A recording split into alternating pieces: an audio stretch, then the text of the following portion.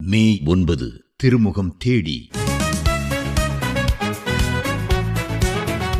தேவனே, எங்களுக்கு இறங்கி எங்களை ஆசீர்வதித்து உமது திருமுகத்தை எங்கள் மேல் பிரகாசிக்கச் செய்யும். சங்கீதம் 67:2.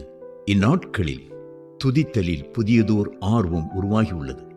இந்த பொருள் பற்றி ஆண்டுதோறும் பல புதிய நூல்களும் வெளிவருகின்றன.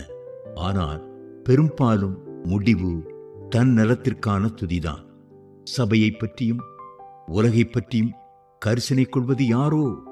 துதிப்பது நமது பிரச்சனைகளிலிருந்து நாம் வெளிவரவும் நமது தேவைகளை பெற்றுக்கொள்ளவும் உதவுகிறது என்பது உண்மைதான்.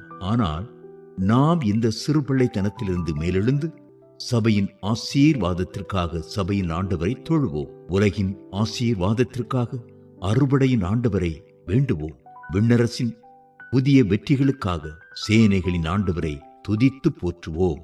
பெந்தேகோஸ்தேக்கு முன் சீடர்கள் எதைத்தான் மனதில் வைத்து கடவுளை துதித்து ஆராதித்திருப்பார்கள் என கற்பனை செய்து பாருங்களேன். பெந்தேகோஸ்தேக்கு முன் கிறிஸ்துவின் பரமேறுதலை அடுத்து 10 நாட்களும் வேண்டலின் ஆவியும் போற்றலின் ஆவியும் சீடர்களை வெகுவாய் பற்றியிருந்தது.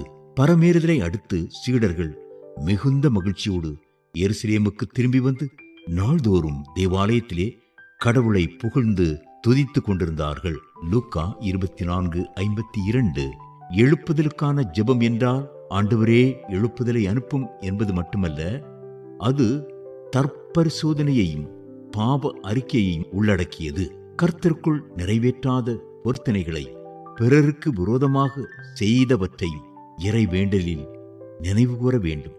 இவ்விதமான பலிகளில் கடவுள் பிரியப்படுவதால் நிச்சயமாக பலிபீடத்தில் அவரது அக்கினி இறங்கும். தகர்ந்து கிடந்த கர்த்தரின் பலிபீடத்தை எலியா சீர் அமைத்த போது வானிலிருந்து நெருப்பு இறங்கவில்லையா? கடவுள் தம் மனிதரை உடைப்பதும் உருவாக்குவதும் முழங்காலில்தான். இயேசு ஜெபித்த போது வானம் திறந்தது. ஆதிச்சபை ஜெபித்த போது இடம் அசைந்தது. ஈகத்தை அசைக்கும் ஆவியின் வல்லமையை ஜெபம் அவிழ்த்து விடுகிறது. எழுப்புதலை குறித்து போதுமான அளவு பிரசங்கித்து விட்டோம், எழுதியும் விட்டோம். ஆனால் போதுமான அளவு ஜெபிக்கவில்லை என்றே எண்ணுகிறேன். எவ்வளவுக்கு அதிகமாய் எழுப்புதலுக்காக ஜெபிக்கிறோமோ அவ்வளவுக்கு அதிகமாய் எழுப்புதலை வாஞ்சிப்போம். எவ்வளவுக்கு அதிகமாய் எழுப்புதலை வாஞ்சிக்கிறோமோ அவ்வளவுக்கு அதிகமாய் எழுப்புதலுக்காக ஜெபிப்போம். இன்று எழுப்புதல் இல்லாததற்கு ஒரு முக்கிய காரணம் எழுப்புதல் இல்லாமல் வாழ நாம் கற்றுக்கொண்டதே என்று புலம்பினார் எழுப்புதல் வீரர் லியோனார்ட் ரேவன்ஹில்.